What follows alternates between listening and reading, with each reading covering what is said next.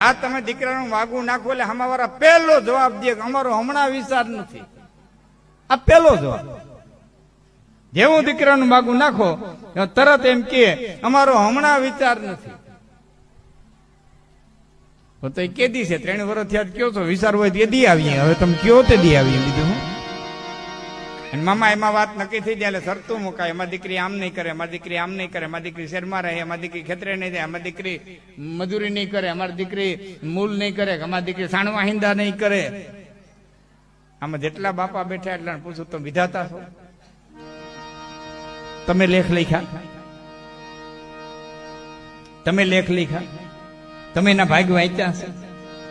કાળ બળવાન છે બાપ. દીકરી હું ન કરે, દીકરીનો બાપે કરે. ગરદેહી અર્જુન હિજડો ભયો અરુ, ગરદેહી ગોવિંદ તેને ચરાવે.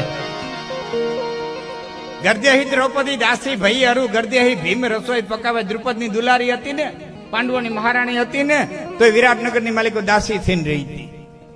અર્જુન હિજડો છે, ઢોલકી વગાડી હતી વરહદી, અને ભીમ મલકાખાના રોટલા કર્યા હતા. દીકરી હું ન કરે.